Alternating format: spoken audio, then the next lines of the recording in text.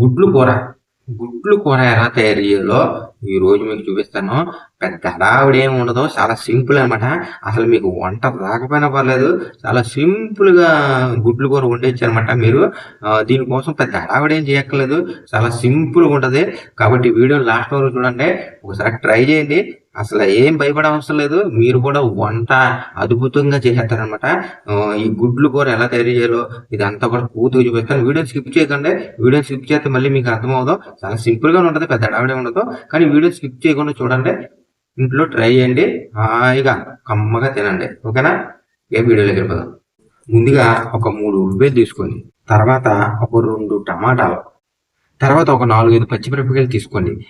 కారం ఒకవేళ ఎక్కువ తినేవాళ్ళు అయితే కనుక ఇంకో 2 ఎక్స్ట్రా వేసుకోవచ్చు. ఏం ప్రాబ్లం లేదు. కొంచెం కారం కారంగా ఉంటే బాగుంటుంది కదా. ముందుగా ఈ గుడ్లు కూర ఉండడానికి గుడ్లు కావాలి కదా. కాబట్టి నేను ఒక 3 గుడ్లు తీసుకున్నాను. మీరు ఎన్ని కావాలితే అంత ట్రై చేయండి. ఫస్ట్ టైం కాబట్టి ఒక 2 గుడ్లతో ట్రై చేయండి, పర్లేదు. తర్వాత మీకు సీనియర్ అయిపోతారు కాబట్టి తర్వాత బియ్యి తీసుకొని అందులో నీళ్లు సగానికి వేసుకొని గుడ్లు ములిగే వరకు గుడ్లు ఇలా గుడ్లు మెల్లిగా ఇందులో వేసేసుకోండి. గుడ్లు ములిగే వరకు నీళ్లు మొత్తం దాగంతా పై వరకు వేసుకోకండి.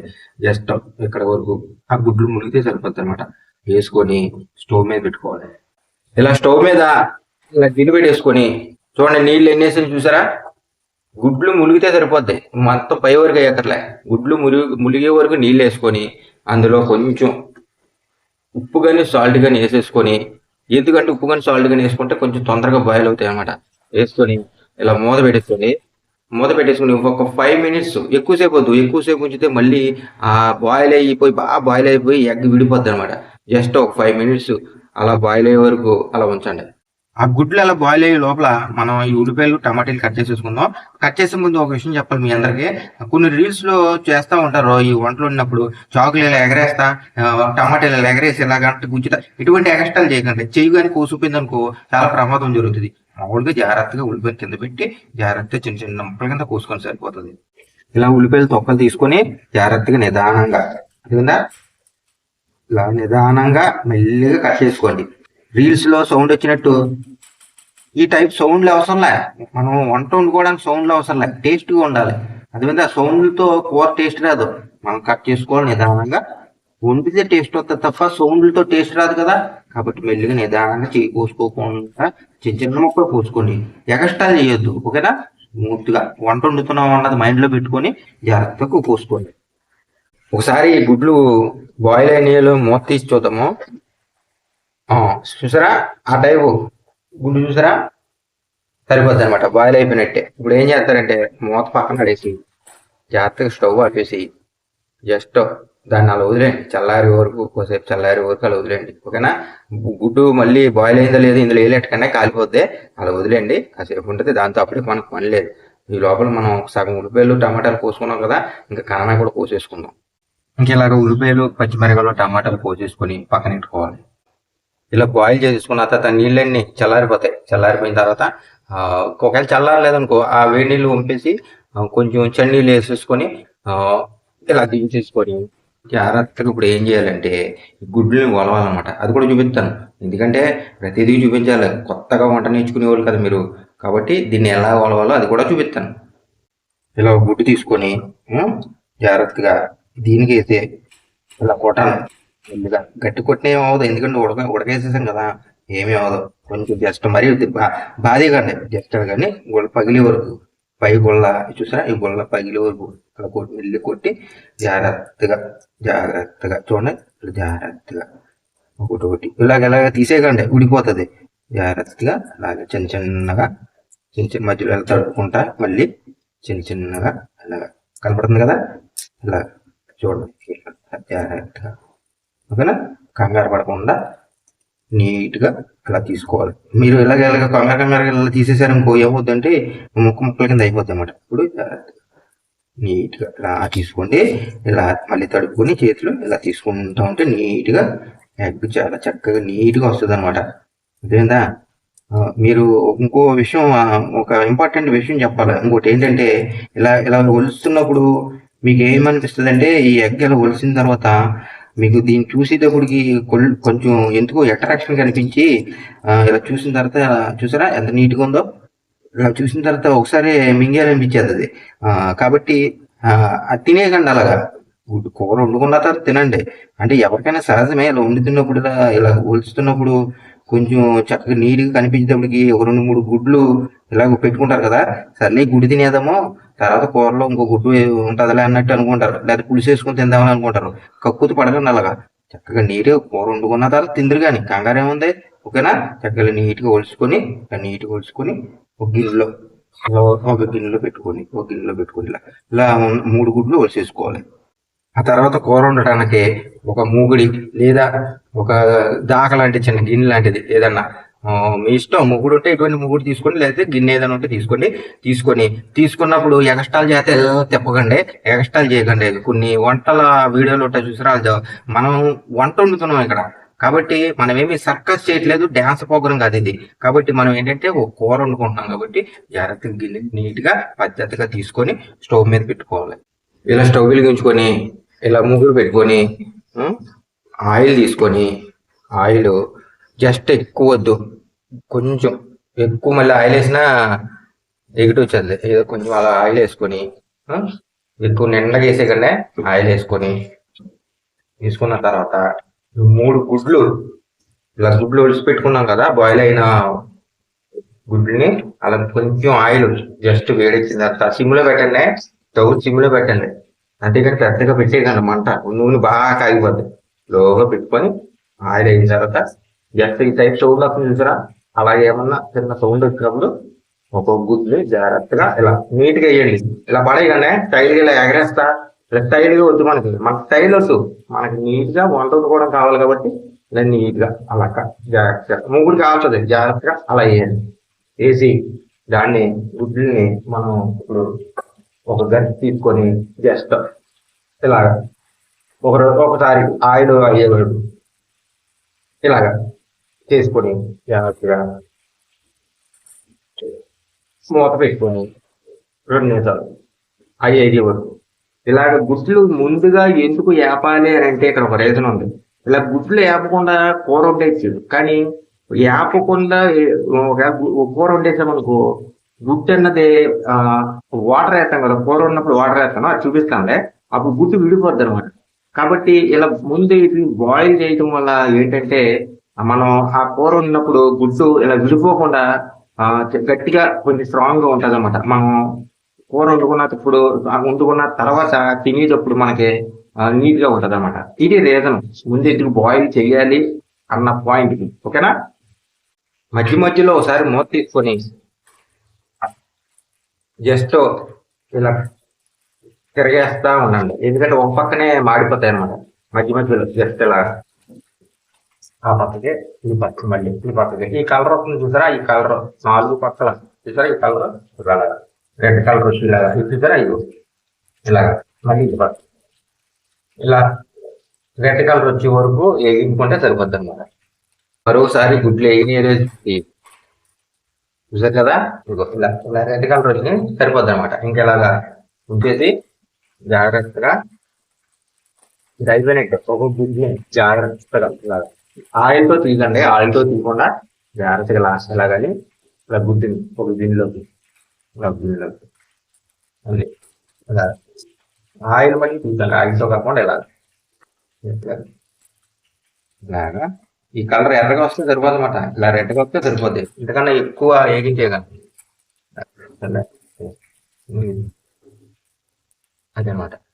ఇలా 3 గుడ్లు ఒక గిన్నెలో తీసుకొని ఇప్పుడు ఇదే మూగుల్లో మనం ఉల్లిపాయలు పచ్చిమిరకాయలు కోసుకున్నాం చూసారా, అవి వేసేసుకోవడం మెల్లిగా. ఇలా వేసేసుకొని జాగ్రత్తగా తీసి ఒకసారి ఆయిల్ నీట్గా అంటుకునే వరకు ఏదో అలా జాగ్రత్తగా గంటలని ఇలా ఎక్స్ట్రాగా తిరగకనే ఇలాగ సర్కస్ చేయొద్దు. ఎందుకంటే ఇది కనుక ఇలా తిరగని వేరే అడిగిందానికి నూనె ఎగిరిపోయి మన మొఖాలు కాలిపోతాయి. కాబట్టి మనం వద్దు, మనం వంట వండుకుంటున్నాం ఇక్కడ, సర్కస్ చేయట్లేదు. కాబట్టి మనం ఏంటంటే జస్ట్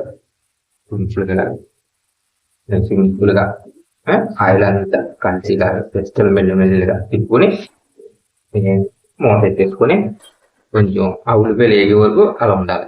ఇప్పుడు ఉల్లిపాయలు ఏగినవి లేవు చూద్దాం. ఓకే చూసారా, జస్ట్ మధ్యలో ఎలా కలుపుకొని మళ్ళీ మరీ ఏంటంటే బాగా మార్చేయకండి. జస్ట్ కొంచెం ఎర్రగా టమాటాలు, ఉల్లిపాయలు, పచ్చిమిరకాయలు ఇవన్నీ చూసారు కదా ఎలా ఉన్నాయో, జస్ట్ ఇవన్నీ కూడా కొంచెం ఏగే వరకు అంతే. బాగా మార్చేది వస్తలేదు. కొంచెం రెడ్ కలర్ వచ్చినట్టుగా ఉంటే సరిపోద్ది అంతే. అంతే తప్ప ఓ మార్చేయకండి ఎక్కువసేపు. గెలుపు ఉన్న తర్వాత ఇలా తిప్పుకొని మళ్ళీ ఇలా తిప్పుకోండి. అటు ఇటు మళ్ళీ 2 నిమిషాలు మూత పెట్టుకొని బాగా ఎర్రగా కాకుండా జస్ట్ కొంచెం కలర్ వచ్చేలాగా వేపుకుంటే సరిపోద్ది. ఉల్లిపాయలు వేగిపోయి ఉంటాయి. ఓకే, సరిపోద్ది. ఉల్లిపాయలు వేగిపోయి ఇప్పుడు ఏగినాటిలో కారం జస్ట్ ఎక్కువ వద్దే. కానీ మీకు ఎక్కువ కావాలంటే బాగా కారం కావాలనుకుంటే కారం వేసుకోండి, లేదంటే తక్కువ. ఓకేనా? కారం, పసుపు,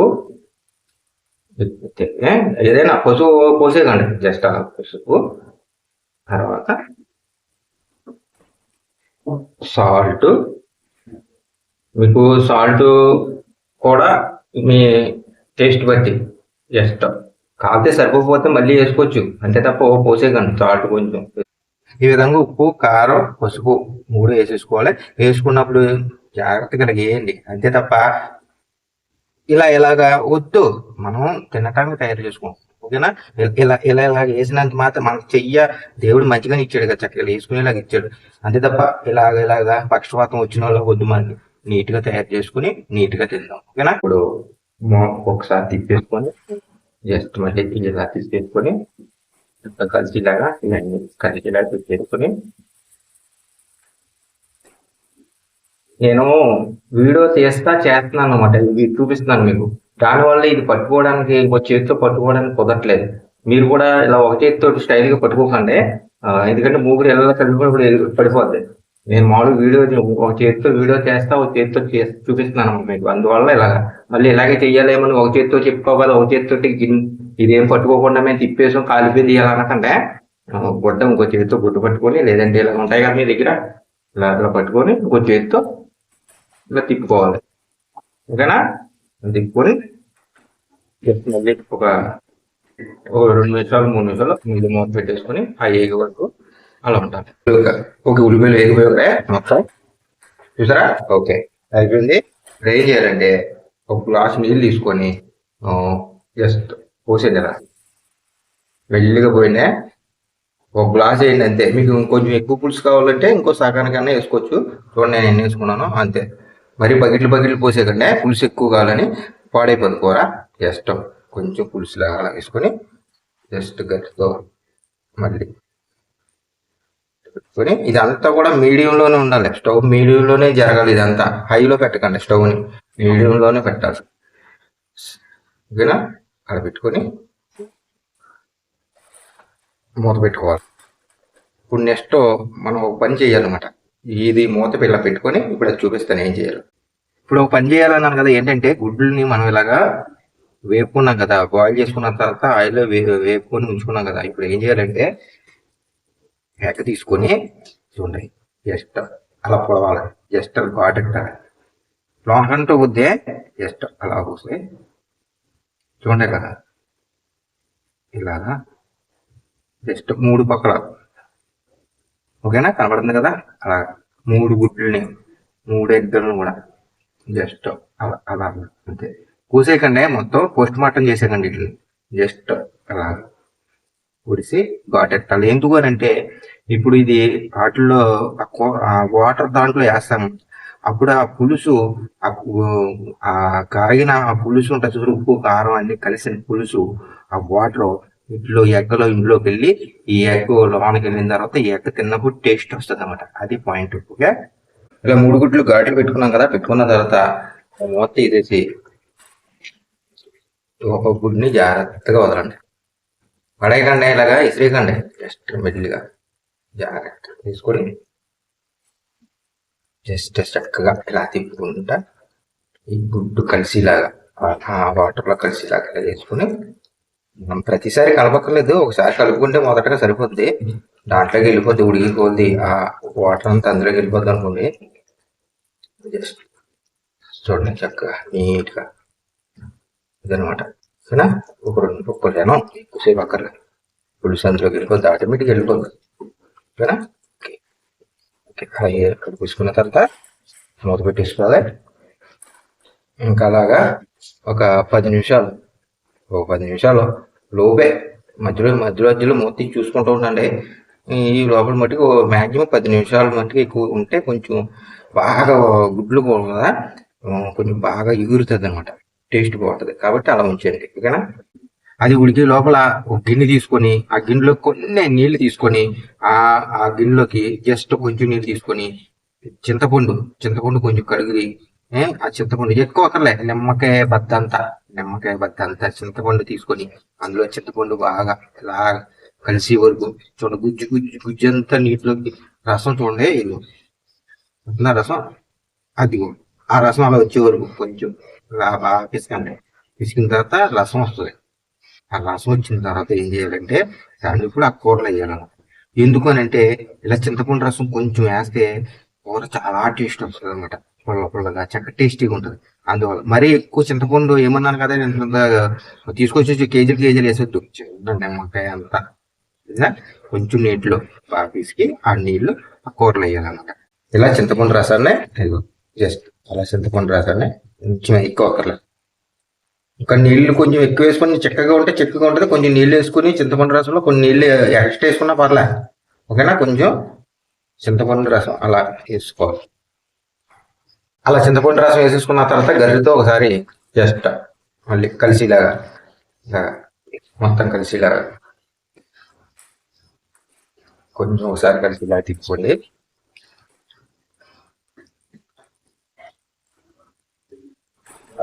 అంతే, ఇంకా మూత పెట్టేసి ఇంకా క్లైమాక్స్ అనమాట.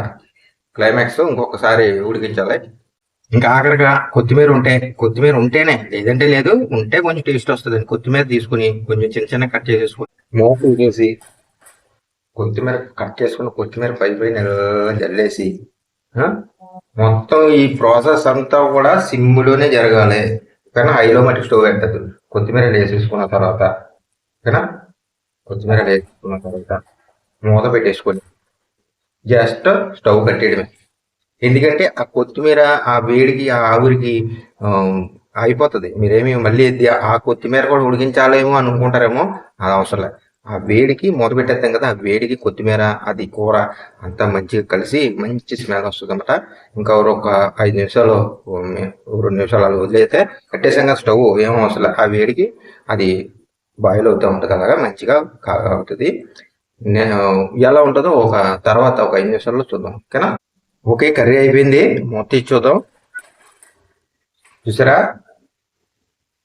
ఎంత టేస్ట్గా ఉంటుందంటే అద్భుతం, అమోఘం, అసలు మధురం, అంత మాటలు ఉండవు, కానీ జస్ట్ తినటానికి రుచిగా ఉంటుంది మనకి, అంతే తప్ప ఇలా చిటికలేసి ఇలా చూపించి ఇలాగని ఇలాగంటారు, ఈ ఇంత ఎక్స్ట్రాలు ఏముండవు. తినటానికి నీట్గా వండుకొని, వంట రాని వాళ్ళు సింపుల్గా వండుకొని చక్కగా చూసారా ఎలా ఉందో, చక్కగా నీట్గా తినొచ్చు అనమాట. ఇదే అనమాట ఎగ్ కర్రీ, ఓకేనా. ఇది అనమాట ఎగ్ కర్రీ, చాలా సింపుల్గా చేసుకోవచ్చు, చక్కగా నీట్గా టేస్టీగా ఉంటుంది. మరి ఇలా మనకు వద్దు, మనం తినడానికి నీట్గా కొంచెం టేస్టీగా ఉంటే సరిపోద్ది అనమాట. అంతే తప్ప ఇలా ఈ టైప్ మనం వద్దు, మనకి ఎక్స్ట్రాలు వద్దు, మనం తినటానికి తయారు చేసుకున్నాం, అంతే తప్ప బిల్డప్లు ఇవ్వడానికి కాదు. కాబట్టి ఇలా సింపుల్గా నీట్గా వండుకొని బ్యాచిలర్స్ అయినా, ఇంకా వంట రాని వాళ్ళు ఎవరైనా, మన చెల్లెళ్ళు కొంతమంది వంట రాదు, మీరు సింపుల్గా ఈ ఎగ్ కర్రీ సింపుల్గా తయారు చేసేసుకోవచ్చు, ఓకేనా. తయారు చేసుకొని చక్కగా నీట్గా తినండి. నెక్స్ట్ మరొక కర్రీతో, సింపుల్ కర్రీతో ఎలా తయారు చేయాలి అనేది చూపిస్తాను. Okay, thank you much. ఈ వీడియో నచ్చితే మళ్ళీ ప్లీజ్ లైక్ చేయండి. మీరు లైక్ చేసి ఎగ్ కర్రీ గురించి ఏమనుకుంటున్నారో కామెంట్ చేయండి. Okay, thank you so much, bye.